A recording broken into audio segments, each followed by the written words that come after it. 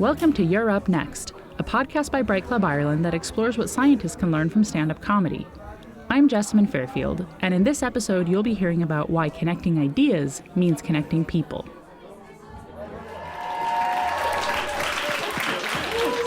Hello everyone, my name is Katie.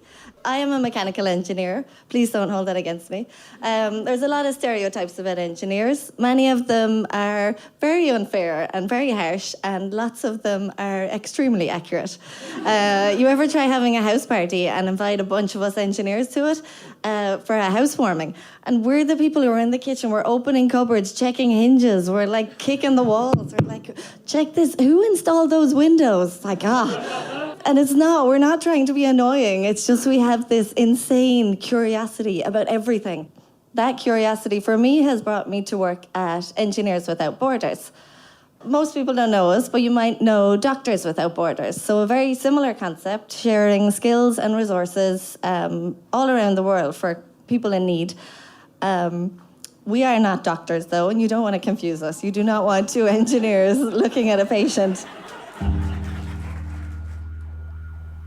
I am always looking for the connections between things. I like learning a lot about one thing, sure. I mean, I have a PhD in physics, so obviously I like that. I found it exciting to learn more and more about nanomaterials, understanding what other people had done, and then eventually making my own contributions to the field, making new knowledge. There's something exciting about that, for sure, but I also think it's exciting to see how things that might appear very different actually fit together. What can math tell me about music? What can Proust tell me about neuroscience? What can painting tell me about microscopy? I think when we assume that the way to advance human knowledge is by zooming in so closely on one thing, we lose perspective. It's valuable to be like a hyper-expert in one particular topic. But what about the perspective of an outsider who can ask a question that seems obvious but is really profound? If you've ever tried to explain something to a child, or to teach, you've had that experience. The most obvious questions and the most profound might not even occur to an expert. That's part of why I became interested in nanoscience. It's a field that draws on physics, chemistry, engineering, material science, and all sorts of things. You need all those perspectives to do good nanoscience, which is why lots of the best scientists in that field collaborate with people from other backgrounds. It's a field where you need to work with others, and you need to stay willing to learn new things and go outside the framework you were taught in school if you hope to get anywhere. So why do we put science in a silo when we try to engage the public with it? Science festivals, science talks, science outreach. I don't want to criticize these things because they have value, but an event with science in the name is going to attract a certain type of person. Somebody who is probably already really interested in science, who likely knows a good deal about it even if they aren't a scientist, who might be reading science books, watching sciencey shows, and it's like, good for them, but they don't really need any more help accessing science, you know? I know a lot about this because I grew up in Los Alamos, a national lab town where the atomic bomb was invented, and most people living there are scientists or married to scientists or the children of scientists. I mean, I'm the child of scientists. I grew up in this super sciencey place, and we had lots of science fairs and science competitions. We had a very sciencey culture, and it's great to know the value of science, but it felt like preaching to the choir, you know? What was done to connect the broader community to science, to connect all the different pieces of human culture together with science as a thread in the tapestry, rather than a shiny artificial thing up on a pedestal somewhere. So that's why Bright Club is interdisciplinary. It brings science to a broader audience than a science festival, sure, but it's not about that. It's about seeing science as part of everything and not apart from everything, and displaying it that way too in an event that seeks to connect ideas and people rather than separating them out into tiers or classes. And I think, too, if you're seeking to connect people, you have to bring every voice to the table. Academia is often criticized for being pale, male, and stale, and ironically, comedy is kind of the same. We so privilege the expertise, the experiences of straight white men. And while there's historical reasons, the patriarchy, for that, can't we do better now? I mean, I think anything like Bright Club where you're giving people a platform, it's so important to make sure that you don't just platform the same people who have had their voices listened to for centuries. It does get tricky though. I mean, I tried to make Bright Club very good on gender balance from the beginning, and my own experiences as a woman in science, a woman in comedy, really informed that. But we've tried to go beyond that, Ireland is a diverse place, and we want a diverse lineup in every way: race, sexual orientation, nationality, disability, economic class background. And comedy is great in a way for this sort of thing because it's subversive. You're supposed to be criticizing the status quo, and that means actively making sure you don't just reproduce it. My name is Kyle Marion Viterbo, and I'm a former practicing scientist and current science communications consultant / comedian based in New York City. I'm currently the producer of 2 shows in New York: the Symposium Academic Stand-Up, a fiscally sponsored project of Scientists, Inc., dedicated to using comedy to educate the public while challenging, also decolonizing, what academics and experts should look and sound like. And my second show is Woke AF, a mind-opening variety show at the Upright Citizens Brigade. Creating socially mindful events is just something that I'm really passionate about because I am part of a minority community, and I'm an Asian American first generation immigrant in New York City, and it's something that I'm really passionate about, lifting up the voices of people like me and my peers who particularly don't get a spotlight typically. I think I always start from a place of I'm not perfect, or that I might not have the skills or the knowledge to do it, but who can I partner with so that I can give them my resources and my skill set so that we can learn together and create spaces together. One of the biggest things for me is community input from pre-production and the idea creation stages. Every step of production, there should be a proxy for the community that you're trying to engage, especially when they're minoritized communities. Someone ideally who has deep ties, who knows the linguistic, sociocultural, subcultural context really well, and they should be involved in the space and experience design from the get-go and part of editorializing it all along the way. And the other thing for me too that is very important, seeking collaborators. That you as the producer, you as the opportunity holder, you put in the time, your effort, your resources to overcome the obstacles and barriers for participation for the community you're trying to engage and include. Really thinking about and considering what the barriers are to participation, what the barriers are for even interest or prioritizing what you're trying to give a community makes such a huge difference. It builds a lot of trust, and they understand you're coming from a place that isn't just lip service. I think for me, the first Persons with Disabilities show I wanted to work on, I didn't have that much experience with it, and I wanted to learn, but I knew that the only way I could really learn is to just go ahead and do it.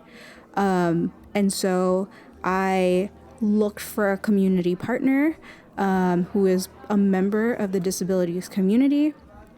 And I told that production partner, I think I'm going to actually need 4 to 6 months to plan and learn. Whereas typically within a 1 month turnaround, I can usually put up a completely new show. For this to do it justice, I think I need 4 to 6 months. On top of that, I also asked the partner venue in New York City, it's Caveat. I would need their infrastructural support. And how can we, together as a community that cares about social issues, social justice, especially when it's tied to science communication, how can we together ensure an inclusive and accessible space? When I asked my partner, my partner producer, what else can we do to maybe help out? He actually suggested that I submit for a small grant from the Awesome Foundation's Disabilities chapter, because the cost of access work from live captioning to audio description and even sign language, that costs money. And so how do we move the cost that would have typically been on the audiences who needed that access to me. Like, how can I take that on so that they can just come and enjoy an evening and have a laugh and also learn a little bit.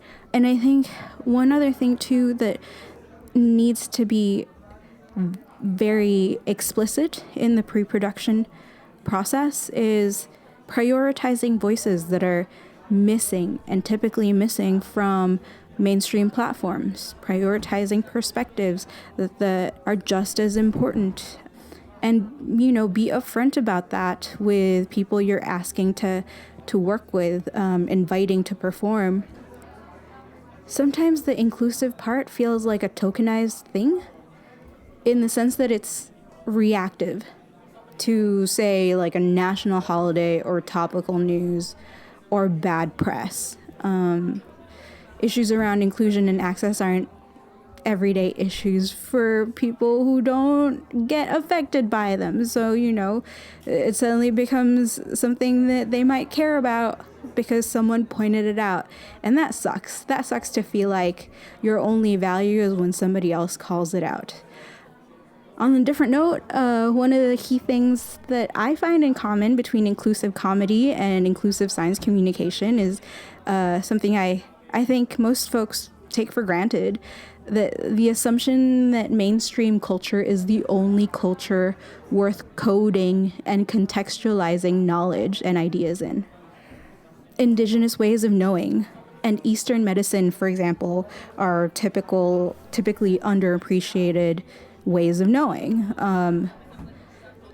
But ignoring their value, not even considering it, in my view, is a major signifier of colonizer, imperialist science communication approaches.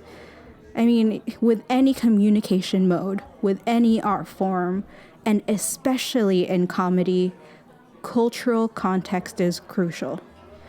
The punchline in comedy can be the same, but I might have to work harder for the right kind of setup or context for different audiences. The same joke in a conservative space wouldn't sound or land the same as in liberal spaces, right? I believe there's a value in having also what I call spaces of practice and safe spaces to fail for, say, an all queer or all bi POC, which is our term for Black, Indigenous, and persons of color, especially because we often end up in practicing our communication styles and comedic arts in mainstream audiences before we hone our own voices and perspectives. A friend of mine, a fellow comedian, said the other day, we're not asking for safe space, we're asking for space. If you're a member of a historically marginalized community or historically forgotten community, you end up only being used to coding your ideas and experiences for the majority, also known as white, middle class, upper class folks. It's empowering and reaffirming to have space just to be our minority selves without having to appease those who already have power and platform, especially when we have to constantly play by the majority's rule on the daily anyway. The biggest thing, I think, as a producer, is to also take care of your performers' needs. I've had folks who had emergencies or have chronic pain issues. Being understanding, crafty, and problem solving, and just being able to support them, it really impacts how your show feels. Going on stage to a new audience, a new space, and putting out so much of yourself, your art form, and your ideas, it takes a lot out of a performer. And as producers and hosts, let's not add to the isolating culture of the arts, right? Like, have each other's back. I love that question of how the audience and performers connect to each other. The science fiction writer Lois McMaster-Bujold once said something about the interaction between an author and a reader in a book that I think also applies to live shows. That the worldviews of the writer, or here the comedian, and the audience are colliding, and when that happens it can go a few ways. If their worldviews totally agree, then it's a comfortable experience, and the audience might walk away thinking, oh boy, they told it like it is, because their views have just been confirmed. if their worldviews clash, then it might be an uncomfortable experience. And the audience might actually be railing afterward about how, this performer or writer just doesn't get things at all, and, their lens on the world isn't valid. The world is not like that. Or, take this even further, and maybe the audience and performer just totally miss each other. Their worldviews are not compatible, and the whole experience seems kind of pointless. But where the magic happens, in science fiction and in comedy, is when the audience's worldview is expanded. That partially uncomfortable and partially enlightening process of going, wow, I never thought about it that way before. That's what I want out of comedy, to see things from a new angle, and that's where we need a whole rainbow of voices to be included and platformed, instead of just sticking to the comfortable ones we've heard before. You can make a social justice argument for inclusion, which I totally support, but you can also make an artistic argument for it, which is just as valid. We have so much to learn from each other.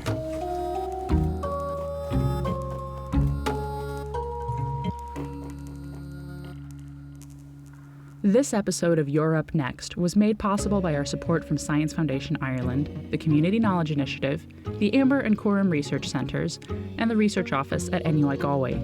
We're grateful to our guests, our host, which is me, Jessamine Fairfield, our podcast producers Sean and Morris, and all our listeners, speakers, and community. Thanks for being part of Bright Club.